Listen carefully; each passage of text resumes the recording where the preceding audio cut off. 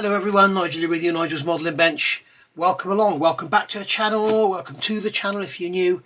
And here we are, it's the 1st of January 2024 and we're going to get cracking with a new build. Now you guys love a beginner build. We have just recently finished the Airfix 1/72nd scale Hurricane. Before that we did the Airfix 1/35th scale K2 Ambulance. And now we're going to do the Airfix 1/72nd scale Dambuster Lancaster B.III Special Dambusters. This is actually known as a Type 464 provisioning. So it's basically a B.III Lancaster with the bottom cut out, the upper turret removed, and a few other changes. The Airfix 1/72nd scale kit for a Lancaster is the best Lancaster you can get. The panel lining is a little bit heavy, but it's much nicer shape-wise and everything than the Revell kit, and it's much more accurate than the Hasegawa kit. It's also, you can find it a lot cheaper in certain areas, but the Revell kit is by far the best value, although it does have some issues. It has very huge intakes and the wing dihedral's all wrong and everything, and it's just not as nice as this one. So you can also get the ordinary B1, B3 in Revell and Airfix. You can also get that with the Hasegawa. You can get the Dambusters in Airfix, Revell and Hasegawa. And you can also get the, what's it called, the later one, which is all white, which I've got here. You can get that in Airfix, which is the later model, although it's inaccurate because it has windows and they didn't have windows. And also you can get the B2 from Airfix, which has the radial engines, of course. I've got that one as well. So I won't be building them all on the channel, but I thought I'd pick this one up for a beginner's build because it will probably get a lot of interest, and it'll also, it's a nice big airplane. It gives me a lot of the chance to show you a lot of the methods I use and give you some tips and hints and stuff, which is what this is all about.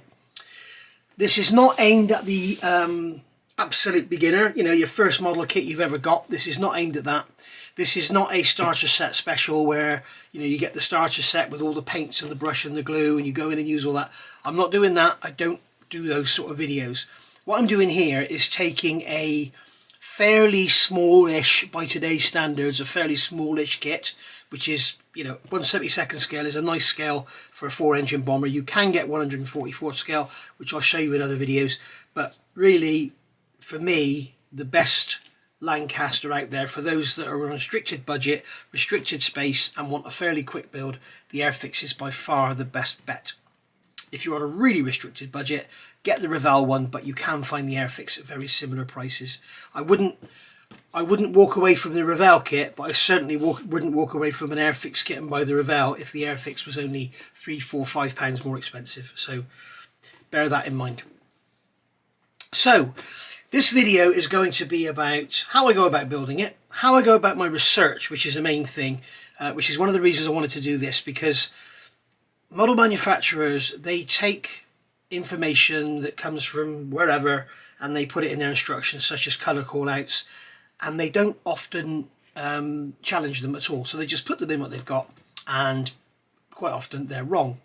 Also, some manufacturers like Border Model, they don't give you any colour callouts at all, as do Takom generally, don't give you any colour callouts. So you've got to go and do your own research, which is a good thing because it makes you look deeper into it and see what actually what is out there.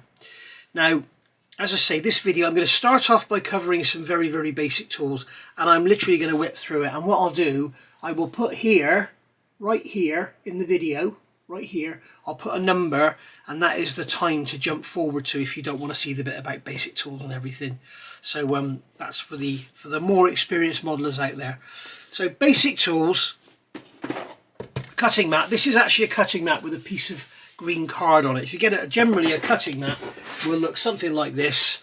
This is an A3. You can get them on Amazon very, very cheap, but really, really necessary, because then you can sort of cut stuff on there and it self-heals. You won't be damaging your table or anything underneath, you know, whether it be your own table or your parents' table or whatever. You won't be damaging anything. So get yourself a cutting mat. As I say, they're quite cheap, and also that way you can pick everything up and move it all to one side and put it out of the way should you want to.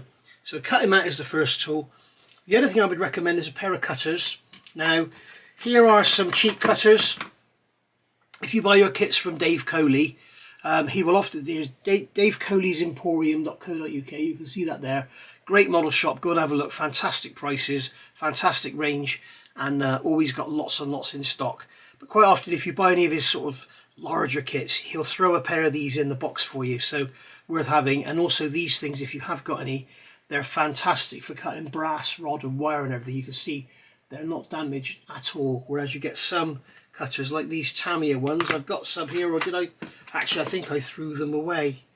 Oh, there we go. You can see there's some damage on there. You can see here I've cut a bit of wire and it's damaged them. You can see a chip in there. So these things for cutting wire and everything are absolutely brilliant. But I tend to use the Tamiya cutters. They go on forever, not forever and ever, but they last a very long time. There's two different types. There's the thin nose and the ordinary. You can see these have a longer, thinner jaw. Okay, focus camera. These have a longer, thinner jaw, but these are stronger. So these are great for getting into tight places, but these are stronger. So get those if you're just after a general pair of cutters. You can use scissors. You need to get something. You shouldn't just be breaking the parts off the sprue. And you'll also see a lot of people put the sprues down on the deck and then cut with a knife like that. That often is bad as well, because it can twist and bend the parts. Remember, plastic will twist and bend before it breaks. So often you'll hear people moaning about parts not fitting. It's because they've bent them. So there you go. The other thing to get yourself is some sanding sticks. Now these are from Premium Hobbies. This is the Infini range. You can see on here, this is the Infini range of sanding sticks. And as far as I'm concerned, these are the best sticks out there. But you can just get nail files from, you know, from your local supermarket. Here's one here. This is a supermarket nail file. It's hard. It's great for doing hard surfaces. You can also get sponges and all sorts.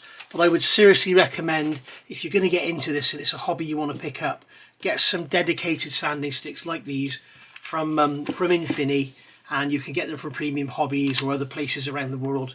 So they are what I would recommend. You can also get the UMP sanders. You can get Flory. Well, you can't get Flory sanders anymore, but somebody may still have them lying around. There are lots of different sanders out there. Go get what you want to get, and then just, you know, just enjoy what you use, because some people prefer UMP over everything else. I prefer Infini over everything else. Although I must say the latest UMP sanders, Wendy gave me some. They are very, very nice. You need a knife. Get yourself, this is one of the cheapest modern knives you can get. You can get like a packet of 100 of these scalpel blades. This is the number 10A, which is the most useful. You can get a number 11, which has a sharper point, but it's weaker because it's thinner here. But you just get a Swan number 3 handle, which is what this one is. You can see it's got the 3 there. Okay, you get the 4, the number 4 here. It's a bigger handle. It won't take these smaller blades. You can see the difference on the end there. So get the number 3, and then you can get yourself a pack of 10A blades, and that whole lot there would cost you about 20 quid, I think, and you'll have 100 blades, less than 20 quid. You'll have 100 blades, which will last you months. So that's the best way to go. If you go down the Ejector route with these sort of handles, with the rotary handles and that, the blades tend to be quite expensive in comparison. So I always like to use the Swan Morton scalpels, and I also use this blade here, which is a number 10, so that's easy to remember. You've got 10A, which is the sharp one, and number 10, which is the radius one, and they're really handy. But if you're only going to get one, get that one. And that really is about it. You can cut your parts off the sprue, you can clean them up with your knife, you can then clean them up with your sanding sticks, and then you can get all your model glued together. Next thing you're going to want is some clamps. So you can get ordinary plastic clothes pegs like these, which are absolutely fine. You can get you some big clamps like this. Lost the rubber on that one. These come from a company, Rebel Hobby in Sweden. Okay, everybody always asks me where these come from, but they're really, really handy. You'll no doubt see me using these through the build. They're from Rebel Hobby in Sweden. You buy them in pairs, and they're really, really good. You can also get some ordinary wooden clothes pegs. I've got some here. You get some ordinary wooden clothes pegs. Have a good look at that. Pause the camera, and you'll see how that's made. It's an ordinary clothes peg, and I've turned the bits of wood around to make it clamp the other way, and it gives you a much stronger clamp, and also it's better for getting into tight spaces rather than the big bulbous ends. And also, from watching plunging fire scale models, I've got these, and I've actually machined the end of the peg away and added these bits of strip on the side, so they actually guide the peg to stop it doing this, on the end. Okay, and also because the ends are machined, you've got a nice sharp edge, and they're great for but that's going into the advanced stuff. And then the final type of clamp you want to get yourself is some of these. These are called Bulldog clamps. Get them on Amazon in packets of like 100 for about 12 pence. Really, really handy, but there are certain places to not use them, and I will cover that in this build. So that's your clamping. So you can get your parts off the sprue, you can clean them up with your sanding sticks, you can glue them together, and you can clamp them. Now you need to glue them. The one glue I would recommend anyone is this one here. In fact, I'll get a new bottle out so you don't have to look at my old second-hand bottle. This is Tamiya Extra Thin. Now you can also get Tamiya Extra Thin Quick Setting, okay, but if you're only going to get one glue, this is the one I recommend. And as you can see, it's a liquid, okay, it's like water. You're probably used to seeing glue be like in tubes, okay, like in, and this is super glue, but you've probably seen glue in like tubes like this. It's all well and good, but it's very, very stringy, and you have to put it on first, and then it will dry out and it all oozes out, and it can be a little bit troublesome to use. The modeler all over the world, the glue of choice from modelers will be Tamiya Extra Thin. You can also get, have I got a new one here I can show you? Yes, I have. You can also get this one. If you can't find Tamiya Extra Thin, Mr. Hobby, Mr. Cement S. This stuff here is really, really good. You can also get it in a an SP, which I've also got here. An SP. This is the quick setting one. But I would always recommend, if you're only going to get one, get the S. If you want to proceed and go on with the hobby, get this one as well. And then you can also get the SP Black, and you can also get the Deluxe. So that's the glues. And as I say, moving forward, you might want to get more, but we don't need to look at that right now. As far as cements go, you can also get this one here, which is the MIG Ammo. If that one's available in your country, get that one instead. They all do a very, very similar job. And you can see here we've got the MIG Ammo slow dry cement. So this is, you can see this is thicker. Okay, you can see it's not quite as thick, and it'll probably have a bigger brush. And this is great for large assemblies like wings and stuff. And it's so much easier to use than having it in a tube. But you can also get this one here, which is the Tamiya white cement. But I don't want to confuse you with too much. Just get the Tamiya Extra Thin. Just get this one, and that'll do everything you need. Everything. The quick setting is really handy if you're going to do parts that you want to set quickly, like tiny little antenna or something, or bits that you just want to dry fast. But this stuff overall will do everything you need. So if you're only going to buy one bottle of cement, get that one, or the Mr. Hobby, the ordinary Mr. Hobby Cement S. Okay, right, so then that's that. So now we can get our parts off the sprue, we can clean them up, we can clamp them together, we can glue them, and that's as far as we're going to go this time. Okay, once we've got some work done, we'll move into painting, masking, and then we'll look at tonal changes and all stuff like that. And as I say, this is not necessarily for beginners, not for brand new modelers. You may have done a couple of kits. That's who this is aimed at. You've built a couple of kits, you've done a nice job, you now want to go that one little step further. And I'm not going to go into super detailing and adding photo etch and carving the model up and changing this and changing that. I'm just going to do this out of the box with maybe a couple of little additions, maybe an antenna on the top, maybe the IFF, that wire there should go over to here on the side of the fuselage, by the way, not up there. Yeah, and just look at that. Also, we're going to look at correcting the model, making it correct, painting the bomb correctly, putting the decals on, using the correct decals, how to get the decals to go down well, using setting solutions and stuff like that. So as I say, it's not a beginner's video. It's a video designed for newbies that want to take their modelling a step further. Right. So this is the point where I'll put the time step in. So those that have switched off can be coming back in now. So the first thing we want to do is get our model, have a look around the box, and we can see we've got all the images around here of how it looks, so we can see how it's going to all go together. We can see here we've got cartograph decals, so it's going to be awesome. We can look around the side of the box here, and we've got our choice of options. So we've got AJT and AJE. Okay, so this one was flown by Flight Lieutenant Joseph Charles McCarthy, okay, Royal Canadian Air Force, number 617 Squadron. And this one was flown by Flight Lieutenant Robert Norman George Barlow, Royal Australian Air Force, number 617 Squadron. You can also buy aftermarket decals, you can get aftermarket masks, so you can actually make any one you want. You don't have to do it out of the box, but I think on this occasion we will do it out of the box, although I may do a little change. We will see, but I'll probably do this out of the box. I'll have a look at the history. I've got the books, I'll show you in a minute, and we'll have a look at which one we want to do. We're either going to go Canadian or Australian, and I think that's the only two options we get, otherwise they would be on here. So you can see on here it's telling us the Humbrol paints we need. Don't worry about that at the moment. Don't go thinking about painting right now. We'll have a look at that in a minute when we get into the build, because what we're going to do is we're going to do some sub-assembly building first. So you'll see some people, they paint their parts on the sprue and then they glue it all together.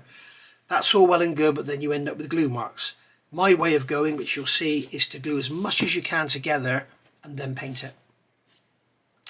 In this video I will be using an airbrush, be warned, okay? I won't be brush painting any major assemblies. You can brush paint, your choice of paint is restricted if you're going to use brush painting. If you are going to go brush painting, I would recommend enamels, the Humbrol enamels, or you can use Vallejo, okay? And you can brush paint to your heart's content. I enjoy airbrushing, that's what I like to do. I'll be using Tamiya, AK Real Colours, Mr. Hobby, all sorts on this. I'll mix my own colours and that, and I'll show you everything. Okay, so you can learn from me and how I do it. This is not how to do it, this is how I do it. So we've had a look around the box, we know what we're getting into. We can open up the box. It's a lovely Airfix rigid box. Okay, so we can have a look at the kit. You put it to one side and you can see I've done a review of this kit, and that's why the parts are out of the bag. Normally all of this would be in a bag. You can see we've kept the clear parts bagged because we don't want to get them scratched. So we can see on here we've got our colour call outs. So we've got the AJT, which is is that ED825? Looks like ED825 to me. And then over the page here we've got ED825.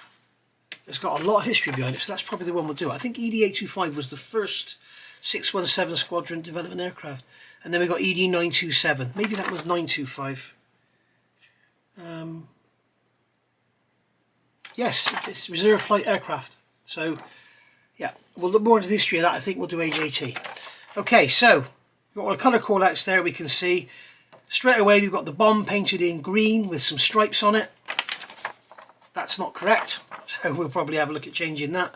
The bombs were either black or they were red oxide. However, this one was a reserve aircraft and I think was used for trials. So we'll have a look at some history and we'll see. But note we've got the needle blade props on there. So really, really nice. So that's that. We've got our instructions. Now, if you're new to the hobby, the first thing to do is sit down with these and have a good look through. Now these are the older style Airfix instructions. I'll go and grab some newer ones so you can see what the newer ones look like. So these, let's get this out of the way. These are the instructions for the Fairy Gannet. Now, thoroughly recommended, very, very nice kit, 1/48 scale, brand new release from Airfix as of December 2023. Really, really nice kit. Now, you can see the differences on here straight away. We've got colour. That's the main difference. And if you look in here, what you will see, we've got all the health and safety and recommendations and all your symbols and everything, which I'll cover now. But you can see the instructions are all black and white. We've got the colour call outs and everything. You can see these numbers here that are on their own, they're colours. And then these numbers here, which are circled, they're parts. They're ordinary grey plastic parts. And then you've got these numbers here in a square, that's a decal. Depending where you are in the world. We've got symbols here, like this is the black circle, that means it's a clear part. And then you've got all sorts of other, you've got these black triangles here, that's telling you that that is step 31. So step 31 is that black triangle, step 31 black triangle, that's what that's telling you. And then this is 33, so it's that one there. Okay, so that's how you go. So you've got 30 there. You're adding the ailerons, the elevator, sorry, and then 32 there, adding the elevator. That makes that assembly, which becomes that. They're telling you in here what colour to paint everything. So you can see going on, all the sort of different symbols going all the way through. And you've got the option here of having flats raised or lowered, depending what you want to do. We've got a pilot figure there that we won't use because I don't like having pilots in aircraft because I never put them on stands. Now the later style of Airfix instructions, which if you buy this kit now you'll get this type of instructions. You can see it's basically the same. Alright, you can see the layout is basically the same. We've got the black triangles, we've got the numbers in squares, we've got the numbers in circles, and it's telling us everything what to do. The decals here are in red squares. You can see the painting here is in a black outline square. So there's one difference. But what Airfix do here, which is really nice for the newer modelers like you, is they're telling you here to add these two bulkhead ends to this bomb bay. The next step shows you the two parts you've just added. In here they're adding this floor. The next step shows you that part added. Here you're adding the spars for the wings and this piece at the back. They're showing you those parts added. And that is brilliant because many kits these days, they just have an arrow, they'll have a big exploded view, and it's just an arrow, you know, like here we go. That's going there, that's going there, that's going down there. But there's no picture of how it looks when it's done. Yes, there is, sorry, there you go, sorry Airfix, they have done it. But a lot of the Asian manufacturers, they don't show you that, so you've got to sort of guess where it all goes. So there we go. And you can see here this symbol, this question mark, what this is if you're going wheels up. So question mark, are you going wheels up? You can see this has no undercarriage.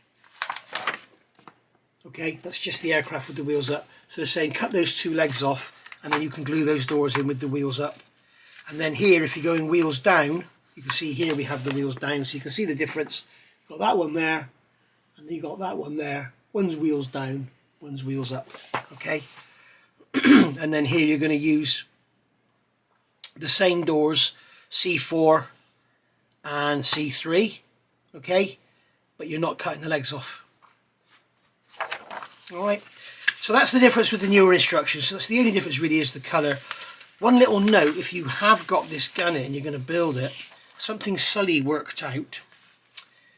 Here, they're telling you to add weight up to this line, okay? Here, you're adding a box. Behind that bulkhead, there's a box that you put weight in, which is a fantastic idea because you can glue your weight into there and then you can just glue that on top of it and that weight's not going anywhere, it's going to stay in there. This area here, this open area here, you can see between those two floors, when you go over the page, they're telling you to add weight into that space. They actually give you a box in the kit, but it's not in the instructions. So look out for that box. It's next to that one. So that is, that's part A6. I think it's going to be A5 or A7 in the kit, is a box that fits in there. So there you go. And it does actually fit. Sully has actually tried it and it does actually fit. So if you haven't had a look at his channel, Sully Scale Model, brilliant modeler. So we're having a look at our instructions. As I say, go through them, familiarise yourself, decide what you're going to do, decide which aircraft you want to build, decide are you having a pilot or not, what colour are you going to paint the seat, what colour are you going to paint the interior, are you going to fit the windows or are you going to blank them off, what are you going to do, you're going to fit the bomb sight, shouldn't be there on a Dambuster model. You've got a decal there for maps on the navigator's table, which is cool. You've got the fish pond here you're going to cut off because it didn't have it on a Dambuster. Okay. Having said that, it should have something there. That's actually incorrect. You see, this is what I'm saying. Manufacturers do get it wrong. They get information and they don't sort of check it out. They just don't have the time. They've got work to do, you know. So there we go. This is a beautiful build, this aircraft. I've never built one, so it'll be a first time build for me. I've seen a couple of builds of it and it does appear to build up very, very nice. So there we go. So as I say, decide, are you having wheels up, are you having wheels down? Please, if you're going to have wheels up and put the model on a stand, don't forget to put the pilot figure in. We see models that, you know, it's like the Revell 132nd FW190 I just reviewed. They give you a stand, they give you the option of having everything up, everything closed up, but they don't give you a pilot figure. So you're making a drone, basically. And here you go. And if you are doing the ordinary B1, B3 version, which if you want to build that one and follow along here, it's the same, okay? Pretty much it's the same. I'll cover where it's different as I go through. But here you might decide to have the bomb bay closed up, so therefore you don't need to worry about the detail inside the bomb bay, but you might decide to have the bomb bay doors open. In that case, you're going to have all the detail on show. Okay, so you need to make sure it's all painted and dry brushed nicely. Now here we've got the little hydraulic unit that drives the Dambuster bomb, makes it spin. You don't even get that in the Border Model 1/32 kit, so that's nice. That's a really nice addition. We've got the cradles here for the upkeep bomb, and we've got the front doors going on. You can obviously display them open or closed, although they don't say that here, I don't think. But because you've got the doors there, you can see the hinges on the side. You could have those open and have this hydraulic unit on display if you want to. You've got the drive belt and pulleys here going on to spin the bomb. And then we've got the tail wheel going on. That is the wrong tail wheel. That's the right one. No. I wonder if they give you the right one on the sprues. Let's have a quick look. That tail wheel is actually incorrect, and I will show you later. We'll talk about references and stuff. I'm not going to talk about references in this video, but I will talk about later. Where is the tail wheel? Okay, so the tail wheel is here, and that is the anti-shimmy wheel with the two. You can see when it's built up here, when you look at these pictures, you can see it has two raised areas, like two areas contacting the ground. That's the later anti-shimmy tyre. That's incorrect for this period of aircraft, so something else worth looking at. What we'll do is reshape that and make it correct for this model. We may end up filling it, we may end up just sanding it down. We'll have a look and see. We'll compare some bigger stuff. We have the gun fitted there, which was not actually applicable to an actual Dambuster's raid aircraft. All this is correct. We got the tail turret going together there. You can see very, very simple indeed, just a one piece insert, and then you've got the glazing going on. Make sure you use the right glazing. There's different options in this kit. We've got the nose turret going together there. Make sure we get all that painted correct. It's telling you in here it's all black. It's not. And then we've got these are the de-icer jets on the front. We've got the little astrodome on the back, the early type pitot tube, which is correct. And it's nice that Airfix give you the opportunity to build the fuselage up and then add the turrets later, so you're not worrying about having any damage or anything. Does this come with alternative propellers? I don't believe it does. I'm wrong again, it does. So make sure you use the right propellers. These are the needle type propellers, not the paddle type. Also on the canopy, got bulges both sides, remember, on all the Dambusters aircraft. So there we go. And then we're going to build up the trolley for our upkeep bomb. We can either have the upkeep bomb on the aircraft or we can have it on the trolley. So there we go. So you've got the option of the stand. You've got a couple of stands here. You can have AF10007, AF1006. That's the stand sold separately if you're going to have it on a stand. If not, you can have it on display on the ground. You can have the bomb fitted or you can have the bomb on a trolley. So there you go. You can also get the rearming set from Airfix. So if you want to get that, you can, and then you can have a nice little diorama with your Dambuster sat there. But all in all, very, very nice indeed. One other little point of interest to look at. Yep, they've got that right as well. They've got the light here at the front of the bomb bay, which is nice. I think it's actually supposed to be here, isn't it? I'm not sure. I can't remember now. But they've also got this tapered down. This is something that was pointed out to me last night by Chris. The Border Models kit is incorrect. It looks like this one is correct. Yes. They've got the floor tapering down to the bomb bay roof, whereas the Border Models kit has a... So that needs to be dealt with on the Border Models kit. But I'm not sure if the light should be there or if it should be here. I'm not sure. We'll have a look at that. Anyway, all in all, a very, very nice kit. So we've talked for half an hour. Let's look at getting on with our build. As I say, the first thing you want to do, like they recommend here, is wash the parts in warm soapy water, rinse and dry thoroughly. So that's what I need to do now, is get these washed and cleaned and then go from there. There we go, there's our parts all washed and dried. Basically, tiny drop of fairy liquid in some warm water in the sink. swirl them around. You can do it in a bowl just in case any parts come off the sprue. Swirl it all around.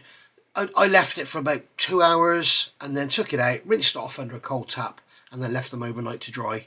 And as you can see now, the plastic has a, you probably can't see the difference, but it has a sort of duller look. The shine is gone. People will tell you don't need to do this. Many people who actually make videos as well will tell you don't need to do this. It's not necessary. It is necessary. As far as I'm concerned, people will tell you that manufacturers don't use release agent. They do. I've got a picture. If I think of it, I'll put it in now.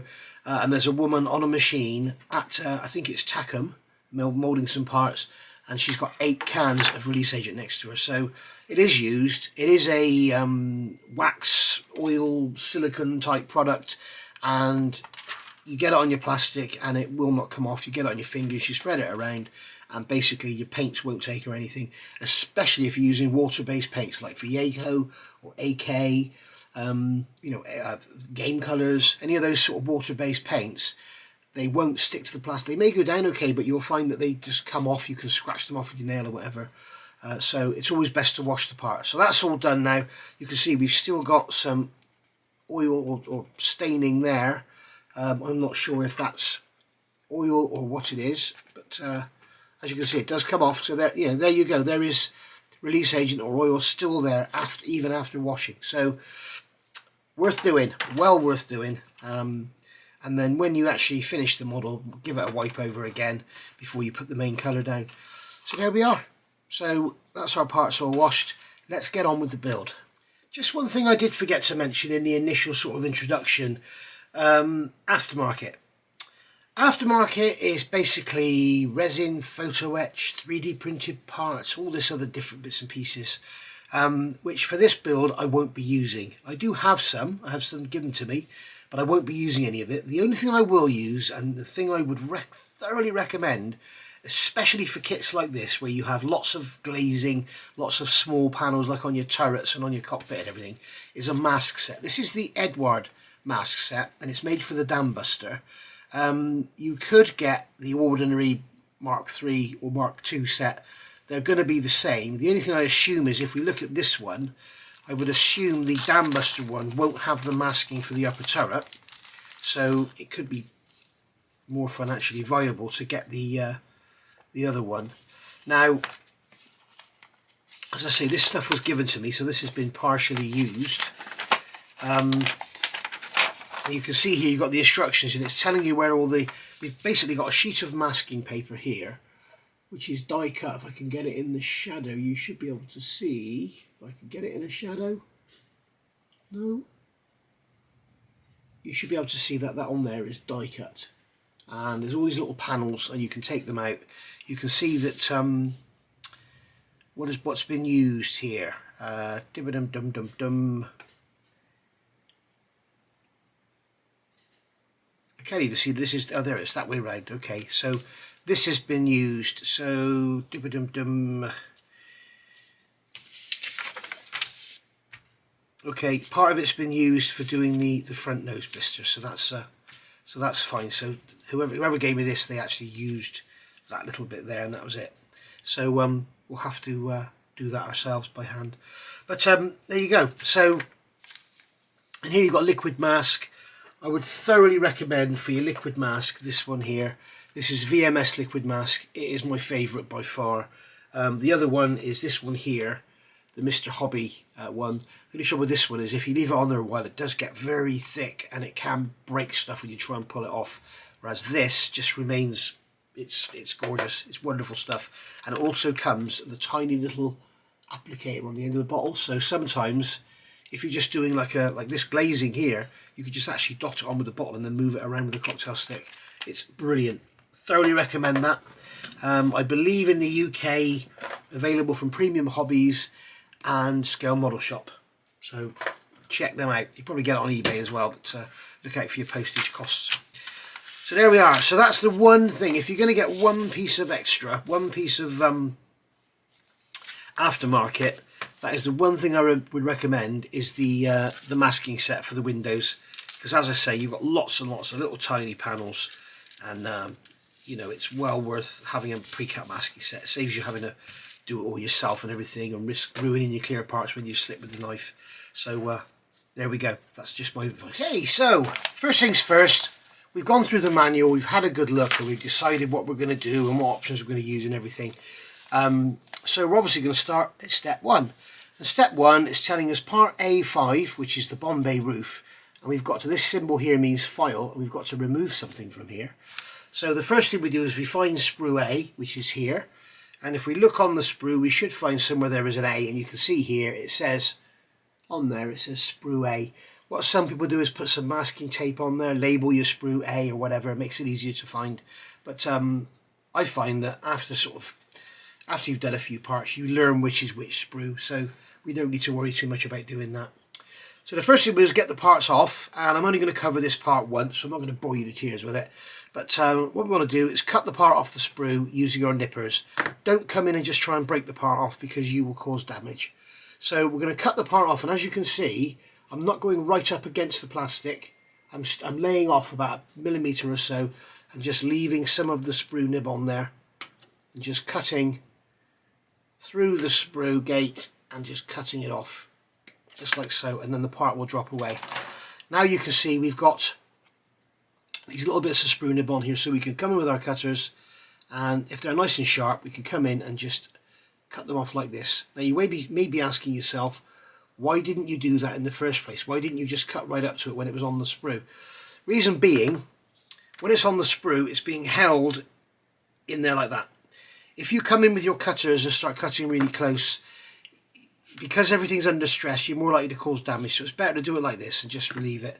And then we're going to take a sanding stick. This is an Infini 400 grit, which is well worn out. I need to get a new one. In fact, I will get a new one. Alright, so what we're going to do here, we're just going to remove this. You can see we've got this raised bit of plastic on here. We're just going to remove that just by gently sanding. And you see I'm not going in and just ploughing away and just gently stroking over, just to get rid of the raised nib. And I'm also going to sand all the way down the side because there's a bit of a mould seam on there. So we're just going to get rid of that. The mould seam is caused where the two mould halves come together.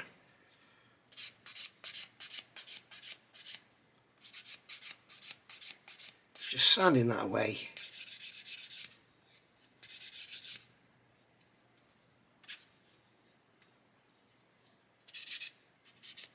There we go, that's that done. You can just feel along with your finger, make sure there's no lumps and bumps on there. You can see we've still got something there. Another way you can do this, if you grab a pencil where your sprue nib is, if you grab a pencil and just get your pencil on like that, so that you've got it there, you can then come along with your sander, and when you see all the pencil lead is gone, you know that you've actually got rid of all the sprue nib. So there we are. Now we've got a bit of a step going on here.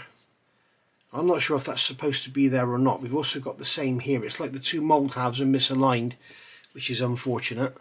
I don't think it's going to matter. What I am going to do is come in with this is an MIG Ammo 320, and I'm just going to remove that step from in there because we've got parts going on here, and I want to make sure they're going to fit well.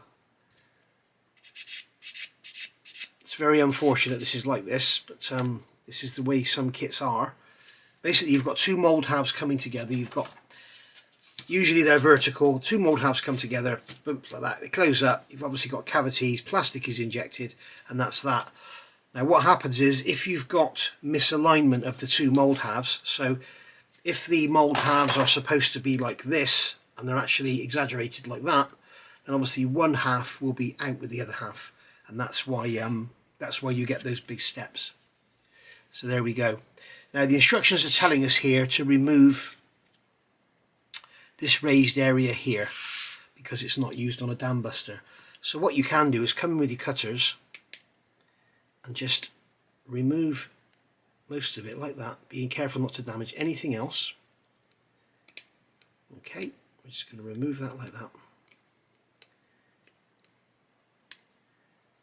Right, that's why it's so important having good cutters. It's very important. And then with the knife, we can just gently cut away, scrape away or whatever, and remove this raised detail. We've got two little tiny bulges there, we don't want to damage those. So be careful not to cut into them.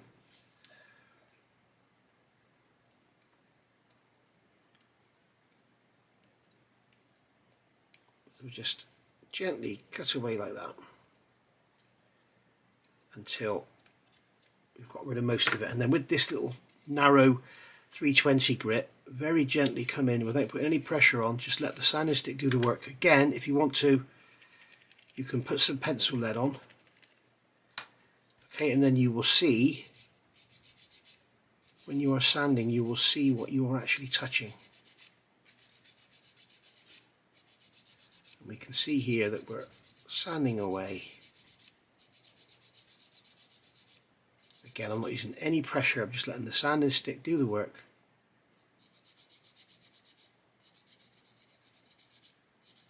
And just gently sand away until that is gone.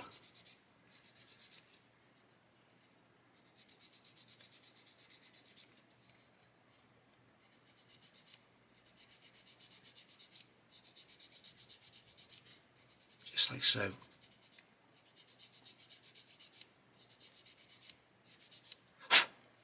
And there, as you can see, that is all gone. We've removed the pencil lead from everywhere, so we know we're nice and flat.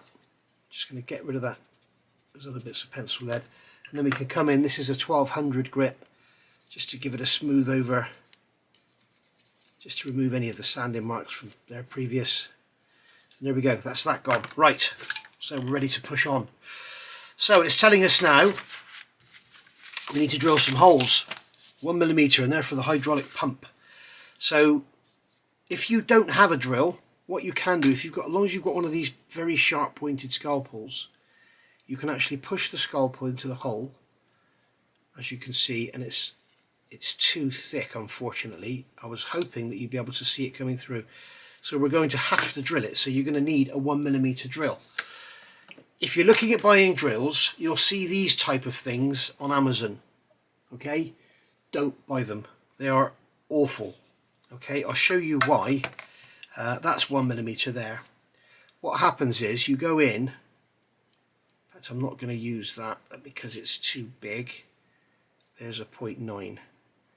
What happens is, as you can see, instead of drilling,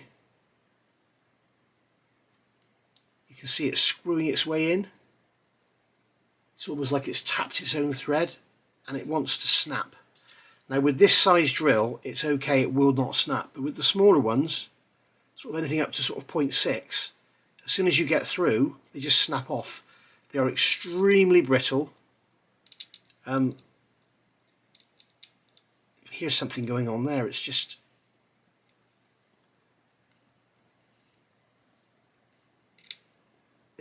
awful things, and I really wouldn't recommend them to my worst enemy. They're terrible.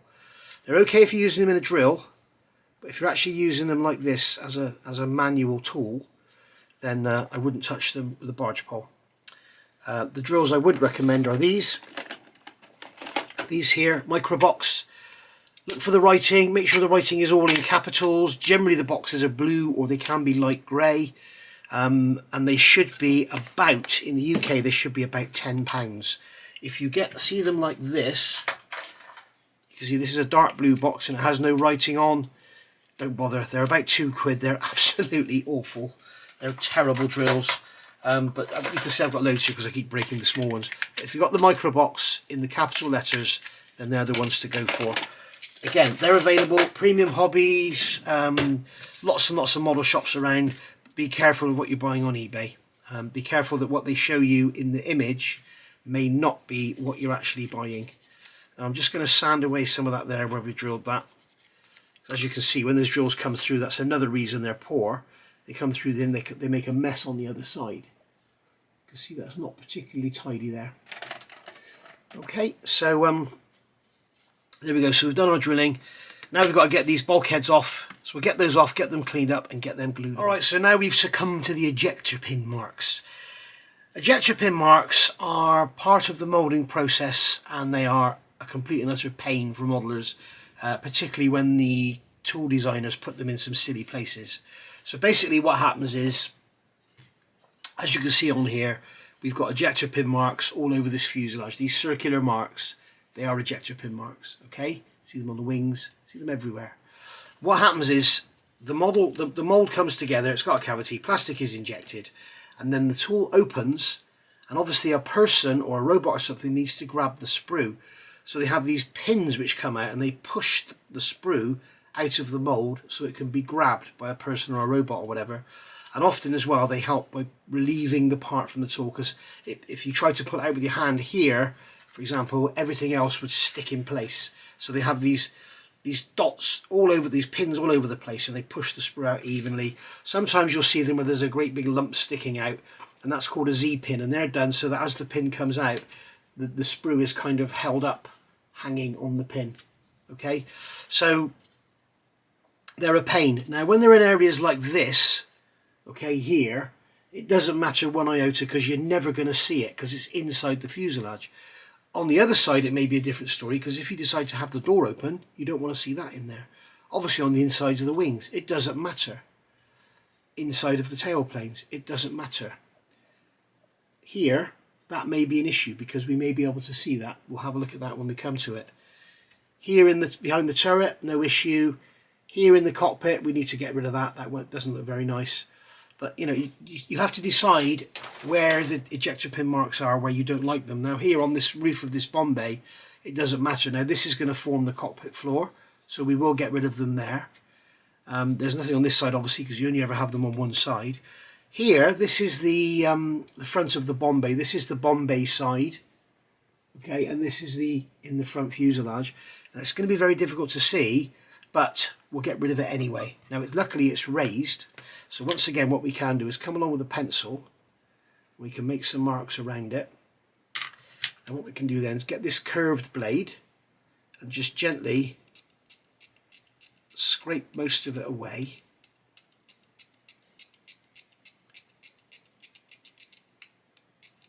Like so, and then with our little skinny stick we can come in and just using the corner, just very gently sand over it again, no pressure, and then use the other corner, and that's that done. And then you get a 1200 and just polish it, blow it off, and there you can see. Now this, because of its location, it doesn't need to be perfect. It's nestled right down inside the fuselage. It's going to be painted. You're not really going to see it. So here you can see that ejector pin mark is gone. All right. Now, if you would just want to do a check and make sure it is gone, what you can do is go over the whole thing with some pencil, get a flat blade, and just gently rub the flat blade over it. And as you can see, we do have a slight bulge there because we've still got some pencil. I'm just going to rub that away some more and just keep going until the bulge has gone. Now don't try and do this from the outset because it's got edges on it, and what will happen is it will go dum, dum, and it will jump up and down, and you'll end up with two big grooves either side. And there we are, and then again we can just finish off with the 1200 grit sanding stick, and as you can see now we're lovely and flat. Okay, it really is worth going to town getting rid of your ejector pin marks. I've actually seen a build of a very expensive model done in a magazine, and the guy went to all the trouble of doing all the paneling, the wood paneling, all the shading and everything was beautifully done, and yet he left all the ejector pin marks and it looked ridiculous. It looked crazy, but you know, there you go. So now it's time to glue our first parts together. So we've got this part here, which is B.4. Okay, so that's our forward bulkhead, and we've got B.5, which is the rear. Now you can see on here we've got these two circles. These two circles on here, one there, one there. They're actually windows. So if you are doing an ordinary B1, B3 with an open bomb bay, you might want to draw those out because they're actually windows where they could look through and check that all the bombs were gone. So there you go. And as you can see, that's going to go on there like that. Well, you've got a bit of a sprue nib left on there. And we can also see that once again we've got these horrible mould seam lines where we've got the misalignment of the mould tool. I'm hoping this is all going to go together okay. So we shall see. So that's going together like that. So that one's in there. And now you can see why I recommend using Tamiya Extra Thin and not the horrible tube glue that you get in your and your starter sets. Now I've got that part in there, and as you can see, it stayed there on its own. We've got to make sure it's nice and square. Okay, so just eye it up, make sure it's square, and then you can come on with your extra thin and just add that in, and capillary action will pull the cement into the joint, just like so. And there you go, just like that. Okay, and that's the beauty of using Tamiya extra thin. We've got no glue oozing out anywhere, it's all done nice. And I've just noticed we have some flash sticking out of there. Now it doesn't matter on this Dambuster because it's all going to be covered up, but there you go. As I say, all of this here from there back and all of this at the front is all going to be covered up, so don't worry about it too much. But it's a good place to start if you're a beginner, because if you make a mistake, it doesn't matter. This bulkhead here is going to go on. Make sure you get it the right way round. We've got the pipe work for the Bombay doors on the back side, and on the front side you've got this here. Now that there is an ejector pin mark. That shouldn't be there, but we're not going to worry about it, because in fact, yes, we will. We'll get that sorted. We will get that sorted because it's part of the build. So we've got there in the middle, that is actually a tank. This is a tank that held de-icing fluid for the windscreens. So it was pumped out of there up onto the windscreen and onto the nose. And it also formed a step. They could walk along here. They'd walk along here, and then they could step down in, and that was a step they could step on. So there's a great big ejector pin mark there that shouldn't be there. Now I wouldn't normally worry about it because it's deep down inside, but because this is a beginner's build, I want to show you how to get rid of it. There's a few different ways. You can use filler. It takes forever to dry. You can use a plastic disc punched out of a piece of plastic card. I doubt if you've got punches and stuff. The other trouble with that is over time it'll shrink back. The best way by far to fill these in is with super glue, and I'm going to use this one here. Sorry, this one here. This is the VMS Black. Alright, now what I've got here is a Pringles lid. As you can see, it's got loads of super glue on it, and I'm just going to put some onto here. Okay, just decant some onto there like that. That'll do us fine. And then I've got a glue applicator, but you can just use a cocktail stick.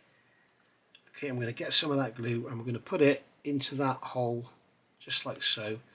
And we're going to put it in so it's actually forming a bulge. We want too much, if you like. Okay, there you go. We've got on there, and it's almost like it's too much. Okay, so then we can get our, this is the MIG ammo activator. It's got a spray on it, but I'd rather than use the spray, what I do is I just take the applicator out, and I'm just going to put a drop on like that. That's it. Okay, and leave that to dry. It shouldn't take very long. Alright, so I've left that about 10 minutes now, let it dry. Accelerators with normal clear super glues work much faster than they do with this black stuff. The reason I use the black is A, you can see it, and B, it doesn't shrink back, and it's flexible. It's not all hard and brittle when it dries. So you can see I've also done these ejector pin marks on the floor. So what I'm going to do is with my 400 grit sander, it's very lightly, again no pressure, just let the sanding stick do the work, and I'm just going over and gently sanding this area until it's dead flat. And again, if you want to, you can use your pencil, just keep going until the pencil marks are all gone, and then you'll know you're all nice and flat. I've got a feeling these ejector pin marks in the floor, yeah, that one was slightly raised. This one here is sort of half and half. It's like it's on an angle. So this side was raised, as you can see, and this side was recessed. But either way, you don't want them there. You don't want to see them. They're horrible. They look awful. They ruin your model, especially if you're going to start using washes and weathering and stuff, which I'll show you. Just keep going and just keep going until all the mark is gone. Don't be tempted to go ploughing in and pressing hard to get rid of everything.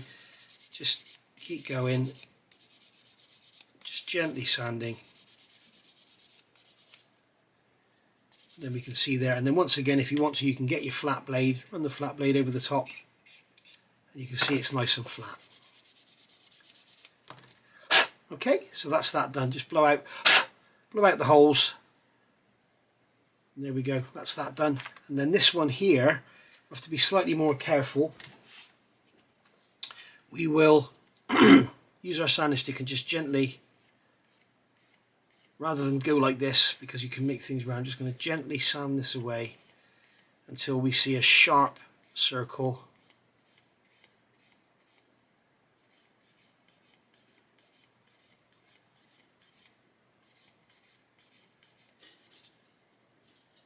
And there we go. So that's that pretty much gone. And I'm just going to use a pointed tool because it looks like we might have had a bubble in there. As you can see, yeah, you can see there's a white spot there, and that was a bubble in the super glue. So what we can do is just take another tiny drop of super glue and just put that in there, do the same, let it dry and sand it back, and then we're going to be ready to start assembly. Okay, so that's that gone. I know you're going to ask, VMS Flexi 5KCA, black thin and ordinary black. I used ordinary black there, it doesn't really matter which one. If you're just going to buy one super glue, that's the one I'd recommend, the black thin. It's lovely stuff. You can see where it's gone. It takes a little while to dry, so you've got some time to move the parts around. Any excess you can mop up with a cotton bud, and because it's black you can see where it's gone. It's lovely, and once it's dry it's also slightly flexible, so it's not brittle like super glue normally just cracks and breaks. Absolutely awesome stuff. Right, so we're now going to glue this front bulkhead on, and as I say, that is the forward section, so it's going to go that way round. Okay, so we can hold that in place like that. Now what you'll see a lot of people do on YouTube, they'll come along with their extra thin and they'll put it on with a brush and then they put their part in place. That is not the right way to use it. The idea is you hold the part in place and then you put the glue in, and that way you don't get it all oozing out and you don't get any glue anywhere you don't want it to go. Alright, so now that's in place like that, we can put some in there, we can put some in there, and then just get it positioned. It takes a few seconds really to start to go off. And there we go. Okay, get that nice and square. We could use the end of a rule. There's my little 6-inch rule, here it is. Use the end of a rule, put that on there and make sure it's square. Okay. The other thing we can do is take a fuselage half like this, and we can place that Bombay in there, and we can see that everything's going to fit lovely. There we are. Yeah, the Bombay is slightly warped upwards, so but we can see that it's going into the grooves and everything in the fuselage, and it's all going to fit nicely. So there we are. So that's that. So next step, we've done this.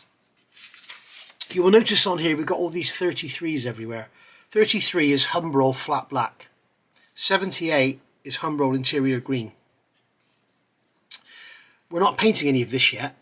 It's pointless. It's absolutely pointless painting it now, because basically this is going to go into the fuselage like so, and we can paint it all when it's in there.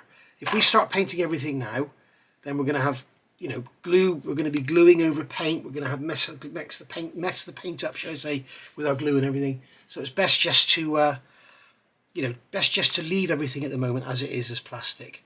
So I'm going to get these two parts off here, A4 and B6. These are our spars. Here's one here. So this one is on sprue B. Sprue B, you can see there.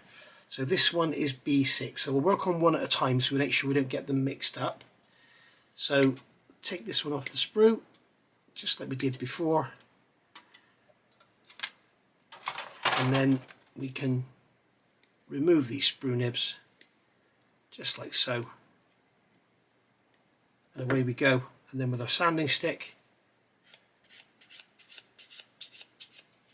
just gently sand away until the sprue nib disappears. Just like so. We've got a mould seam again on there. I'm just going to sand that away until it's gone. Same on here. It's good practice to get rid of mould seams because they will often affect the fit. Okay, so we know this one was B6, so this one is going to go at the rear So this one is going to go there, and I'm just wondering, yeah, I would have thought Airfix would have engineered this so you can't get them wrong, but they haven't. So you can get them in the wrong places. So that one's going to go at the back there, and as you can see, I've got it the wrong way round. So be careful of that. Alright, when you can see it on there, we've got this detail here, which is our hydraulic pipework for the wheel bay, is facing forward. So that's just clipped into place like that. You can grab our extra thin, get a nice good amount in there, get a nice strong joint, because this is the main wing spar. And after all, when we go on our mission dropping those bombs, we're going to be flying 50-60 feet over the water, and we need to make sure that we have a nice strong wing spar. Right, and once again we can use our rule. We can come like that. Now obviously we can't get it right up against it because we've got this plastic ledge in the way, but we can use the rule and we can see, we can sight it up and see that it's square, just like that. Okay, like they're telling you to do here, make sure they're square. So that's that one, and the other one is A4, so I'm going to get that off the sprue and get that glued on. There we go, that's that one in as well. Now be very careful here, make sure you look at the drawing carefully. You can see here, as I said earlier, you've got this detail on here and you've got these two raised edges along this spar. Make sure they're facing forward. This is forward, okay? And then when it comes to this other part, A4, you can see you've got those two little ridges. It's like a C-section. They're facing back, so make sure it goes in that way. There are ejector pin marks here, here, here and here. They were raised so they sanded out. These two here are recessed. Now I don't think they need to be done, but just in case. And also for you, if you're new to the hobby, it's good practice, so you may as well do them. I've also done these here, which will never be seen, but the super glue was there, I thought I'd just do them. So there we go. So now we've got a nice flat floor to work with, and everything is good. So that will all look lovely when it's painted. And as I say, it's telling us to paint all this now and everything. We don't need to, we've got lots of work to do yet. So we're going to move on next onto doing this the pilot's this sort of platform that the pilot's seat sits on. I may break away from the instructions here and actually put this onto the floor and then add the seat later, because you can drop the seat in once the fuselage is together. The only reason for doing that is, as you can see, when you start to assemble it, you can see here that seat is sticking out at the top, and when you start doing your mould seam, or your seams, you don't want it sticking out the top, getting damaged, broken off or whatever. So probably best to leave that off for now. That's just a little tip from Nige. So there we are. So that's that bit done. We really want to let that dry. Once the glue is started to sort of dry off, so it's fairly stiff, what you want to do is just take this and slot it into the fuselage. Make sure you get it the right way around. But just slot it into the fuselage just to check that they're going to go in. Now it's looking like we have a tight fit here. Hang on. There we go. I had to actually just clean those holes out a little bit with a knife. It's easy to do. Just come in with your blade. Make sure your hand's not behind there, and then just literally just remove that mould seam that's there to allow the parts to fit in a bit nicer. There's also, you've got to do the top and the bottom. So just scrape them. The finish doesn't really matter because it's never going to be seen. It's going to be covered up by the wing. But it just means it'll all go together a lot easier. So all we're doing is putting that in there just to let it dry like that, and make sure that it dries in the right position to fit in the into the fuselage. So there we go. So we'll call that a day for this part. Probably best to stand that against something. I'm just going to lean that on my extra thin like that, and then it won't put any stress on anything at all. So there we are. Right, we'll call that a day for part one. So we've actually covered the tools, we've covered the introduction, we've covered the washing the parts, we've covered the ejector pin marks, getting rid of them, using the super glue, sanding them down and everything. So we've covered quite a little bit in this part one. So if you're happy with what you've seen, then you might want to crack into yours and give it a go. And I'll see you soon for part two, and we'll get on with the rest of the cockpit. Thank you for watching. Bye for now.